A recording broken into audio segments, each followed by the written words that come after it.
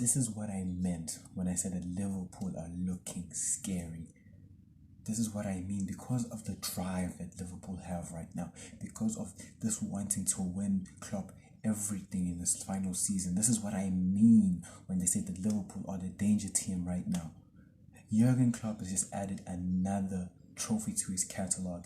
He's once again shown that he's one of the best managers in the Premier League to have ever stepped into the Premier League even. He's just added another Carabao Cup. Liverpool won, Chelsea no. And this game, you look at this game, man, honestly speaking, man, the chances were there for Chelsea. The chances were there for Chelsea to take this game by the scruff of their necks and win it. They had so many opportunities. But before we even get to that, welcome back to the channel, welcome back to MKB, welcome back to Mellow Knows Ball. And you look at this game, you look at the entertainment factor, it was there. You look at the ifs and buts, the what if he did this, what if he did that, you have that. You look at the performances from certain players, you look at yourself and you're like, yes, that was a title winning team performance there from certain players. And some players you look at it and you wonder to yourself, was the money really worth spending? Because I think there's a lot of discussion that needs to be had for a lot of players in this game, right? But before we even get there, just to go over the game in general, the game itself, there was just so much to dissect when you look at the game. The amount of opportunities that both clubs had to score is insane.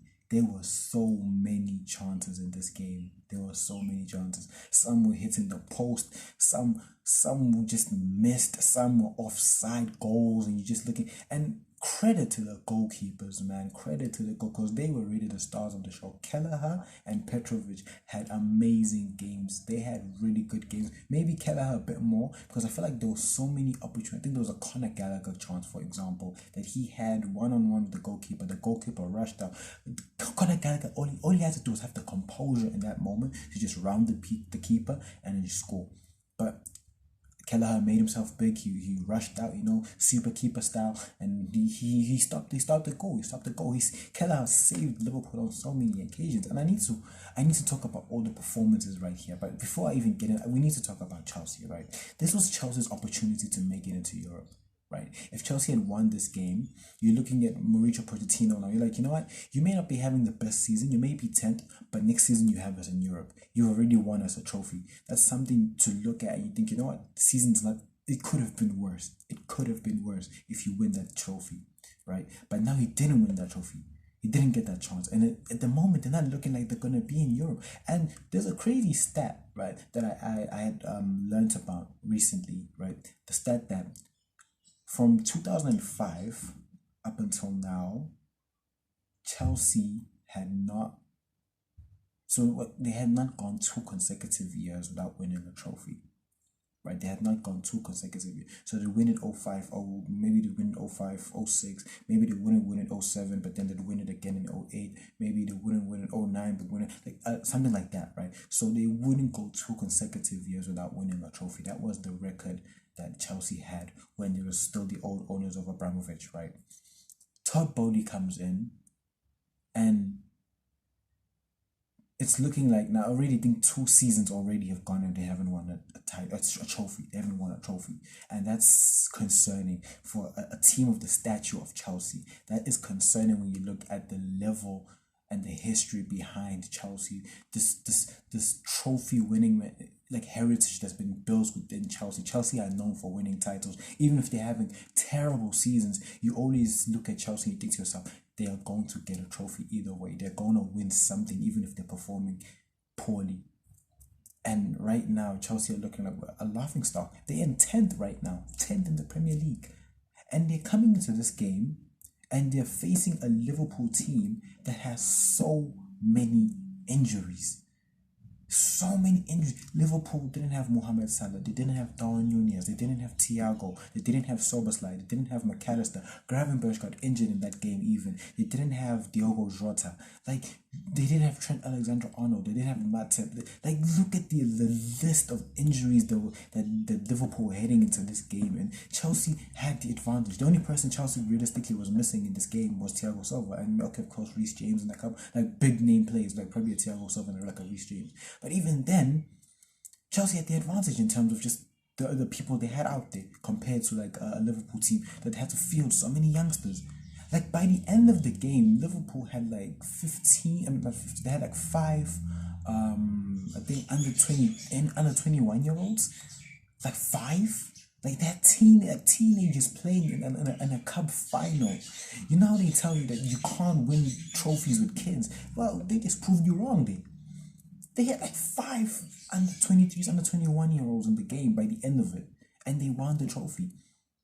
And for Chelsea, I even look at that performance and Caicedo, Enzo, like, what are you giving to this Chelsea team? 200 million spent on you two, and honestly speaking, they were doing absolutely nothing.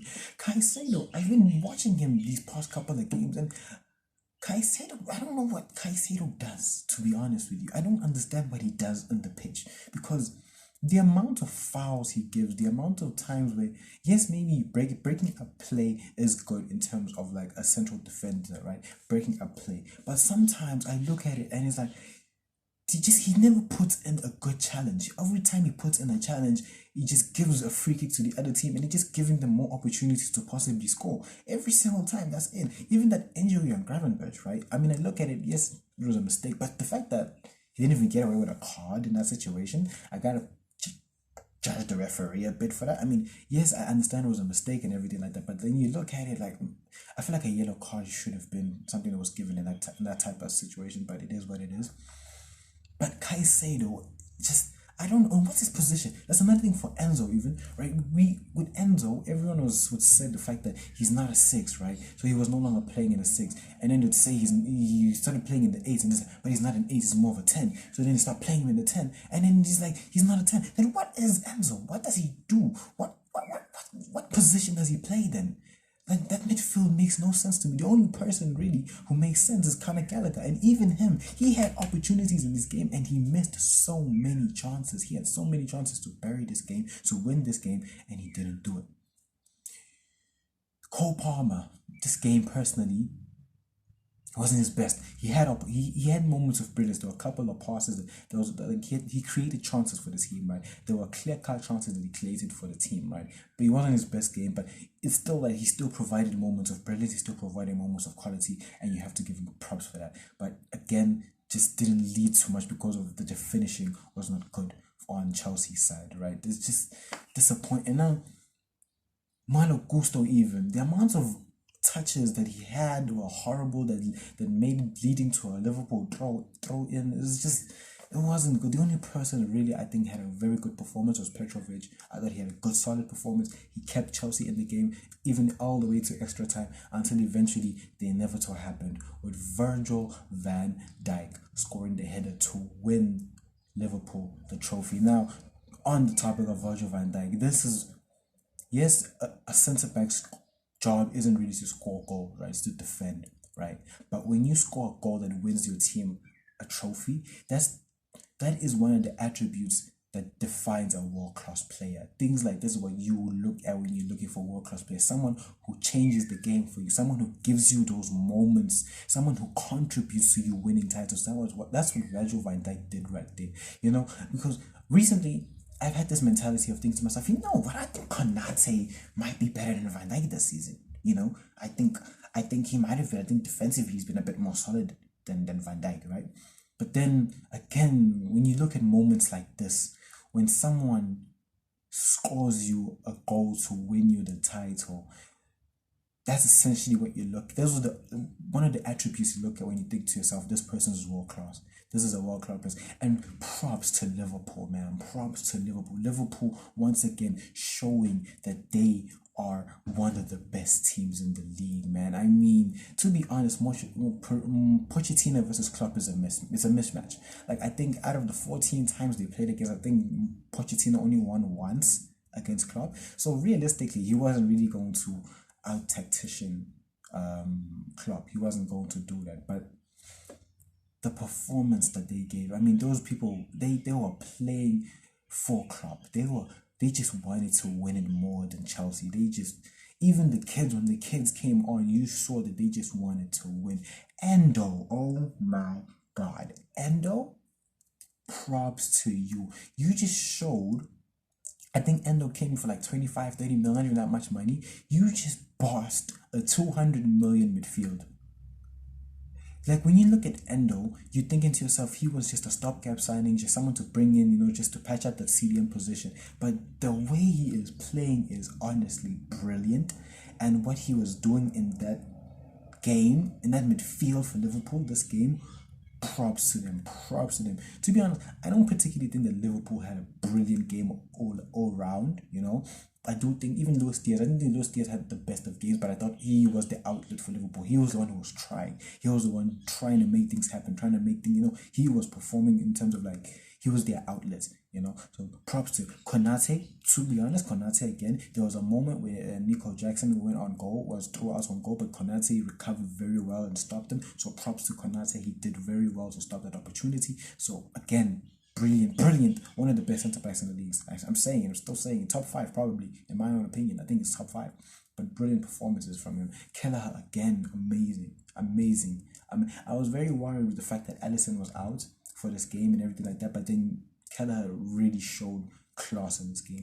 He does have that Bozo gene in him, but he showed class in this game, and respect to him. Brilliant performance.